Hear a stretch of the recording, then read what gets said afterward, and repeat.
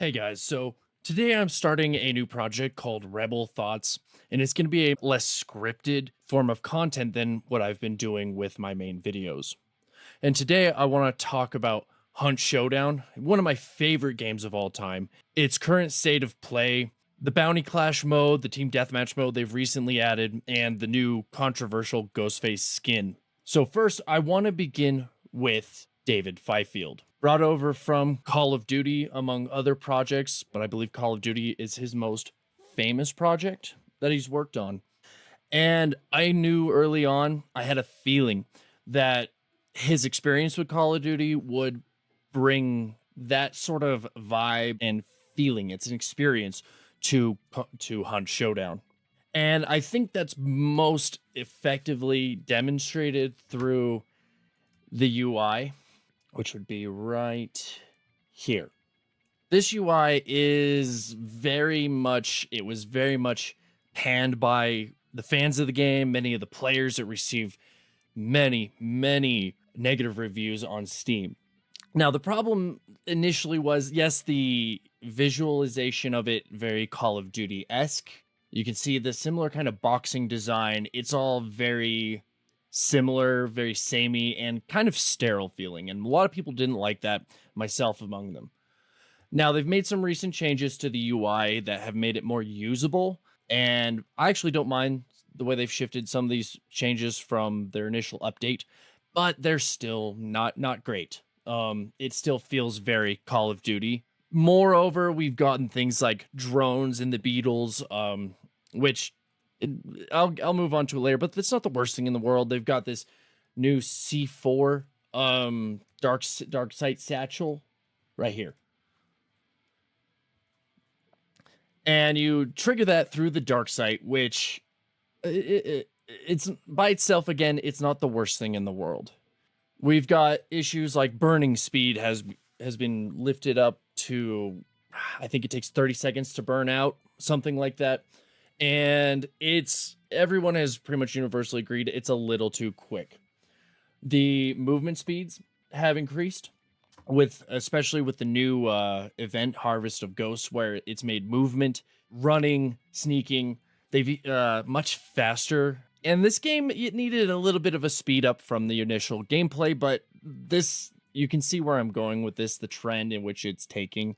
They've also introduced temporary traits for now, where you don't set off the sound traps or even breaking branches. You don't set off, and these are essential core gameplay mechanics that help you know where other players are, and it essentially makes them largely invisible. They've added some traits where you can see where people are shooting from or where their explosions are in Darksight. And yes, the Darksight does make it somewhat weaker, but it reveals more information than this game used to provide. Same with Pain Sense.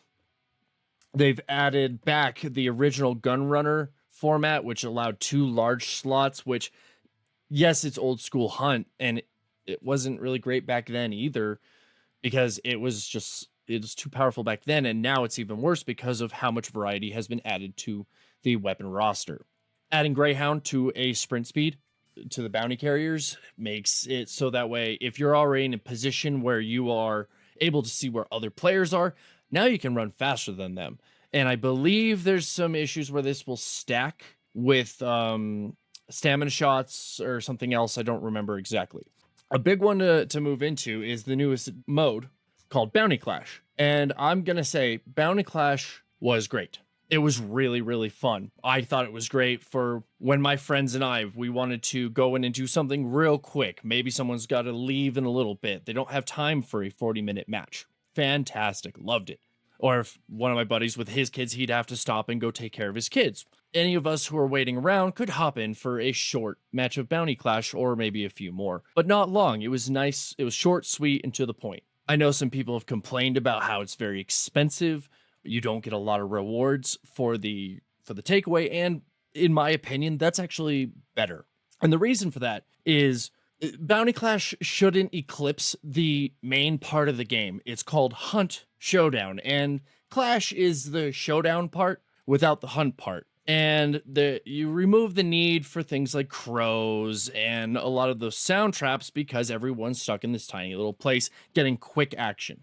And quick action is great, but with the hunt dollar economy being at risk, because you could go in with a very expensive loadout, very expensive hunter, and die pretty quick just by getting flanked and someone gets a lucky headshot, your money's at a greater risk, which I think is great because you're not having, these whales with their fat wallets coming in and stomping every match without seeing a notable reduction in their bank account, which is fantastic. That being said, having poor rewards coming out of the other end, I honestly didn't think we needed better rewards. The gameplay is fun enough by itself that I think that'll incentivize people to play it. I think it's great. I think it's great. It was fantastic. Now, I want to talk about the newest, most controversial skin that Hunt has ever had, and that's the Ghostface skin. It's right here. I don't like this, to be frank. I think it's a very, very poor choice. And let me explain my position on this. Hunt has always been fairly integrated with their skin design, as you can see through some of these. There's some that are a little bit more outlandish, somewhat slightly more ridiculous, but they've never really been something to remove you from the game. The immersion is pretty well set. Some of them, like, that kind of looks goofy, like the Son of the Gunpowder. It's a little much. I mean, you got a mummy kind of look to him. It's a little excessive, but it doesn't remove me from the game itself. It doesn't remind me of modern day entertainment properties. And then you move into Ghostface. Ghostface is it's not done right. I don't think it belongs in the game in the first place, but if you're going to add a skin that is a pop culture reference from the 1990s, that's going to remove me from the fact that I'm supposed to be playing a cowboy shooter set in 1896 now, as they've updated the name of the game. This reminds me of 1996 or whatever year that the Scream came out. And what's more is that it's a trademark. It's not an homage. The references to, say, Santa Claus. The Santa Claus, he was very much a reference to Santa Claus, not Kris Kringle coming in with his sack of coal and all this sort of stuff. It paid respect to the icon of Santa Claus without making it a overt reference. I don't see that character and think, oh my God, that's Santa Claus. I might know it, but that's not my first thought when I'm in game thinking that's Santa Claus. It looks enough like him to get the point across, but it's also deviates from the character. This character, on the other hand, he's very much a trademark. He's not an homage. He's not a reference to Ghostface. And I guarantee you that this is because of licensing agreements. The outfit's different. It's not the typical cloaked hood, but the mask is a dead giveaway. It's not subtle in the slightest. That's where the problem lies, is that, yeah, it's got some minor changes to it, but by and large, I could buy this mask in the store. And the reason for this, it's to an appeal to more of an esport fan base.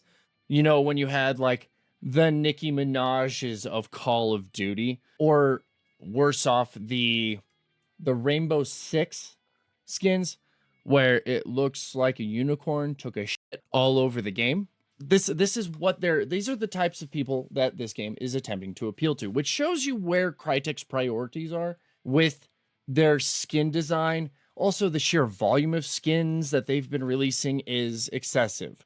Now, I understand that Crytek is a business trying to make money, but I think most of the fans of the game can agree with that this isn't the way to do it.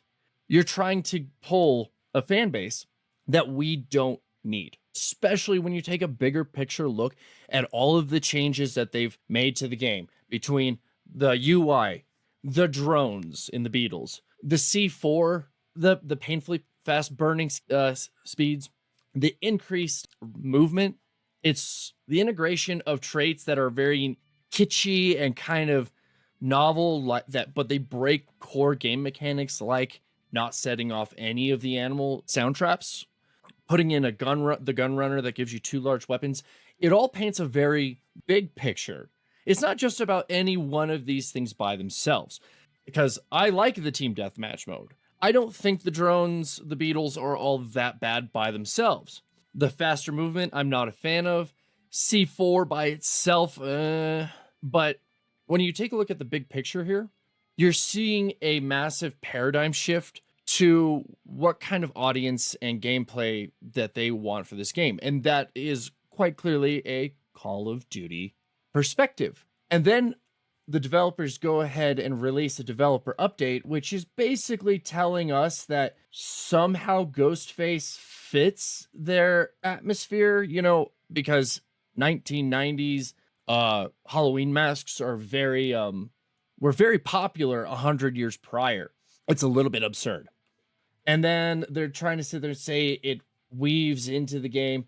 And the dead giveaway here is saying it creates a richer experience for established players. This right here. Richer experience for established players and invite new players into our world with a few familiar faces. We didn't need this. It's pulling for the live service Fortnite, Call of Duty, or Rainbow Six Siege again, how they have very overt pop culture references. And I'm all for subtlety, as again, like they did with Santa Claus. They've done it with a few other skins there's even the Billy skin, which vaguely looks like Marty McFly from Back to the Future. But the deviations and variations are great enough. It's honoring the character, not inserting it. And that's the problem, is Ghostface is an insert. This has turned into a, what if Ghostface existed 100 years before? What would he wear? I mean, that's not what we want. I know many of us, there are some, but many of us do not want this. It pulls us out of our immersion, and people want to mock you for that. But this game has a very special identity, even with all its kind of, goofy antics. It's got its identity. In conclusion, I don't like the direction the game has been going with David Fifield. I saw this coming from a very long way away. I didn't want to believe it. I thought maybe he would understand that Hunt isn't just simply a money-making operation. It's a work of art for many of us. They're taking that artistic approach away in favor of profiting off of their fan base and trying to bring in the expanding quest for more new players. I get not wanting a game to stagnate. There has to be a little give and take here, and it doesn't seem like they're giving a lot of what core players want, and moving more towards bringing in a wider, broader audience. And when you typically bring in a wider, broader audience, you have to do it through dilution. What made the game special and brought in the core fans from the beginning has to be watered down to appeal to and bring in new mechanics and new design directions to bring in an audience that otherwise wasn't interested in your game. And this is a dilution of the IP. That's why we're seeing more Call of Duty like features being brought into the game. Now, I know what some people are saying is that this game isn't Call of Duty. And yes, I completely agree. It isn't Call of Duty. But it's definitely moving that direction. Again, take a look at the big picture.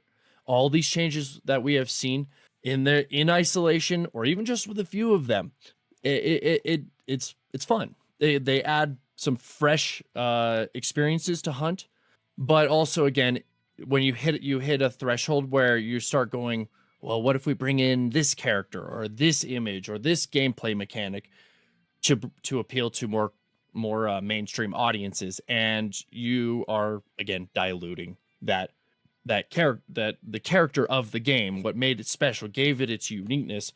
Crytek is slowly whittling away at what made it special in favor of drawing in more casual fan bases. So I know this is a pretty hotly contested subject. I hope you guys found it at least somewhat interesting. I know I went off somewhat off script on this and I'm kind of winging it. So if it works for you, let me know in the comments below. I know some people are going to hate my take. Some people are going to completely agree with me, and that's okay. If you have any ideas or thoughts, let me know what you think in the comments below. I'll catch you in the next one.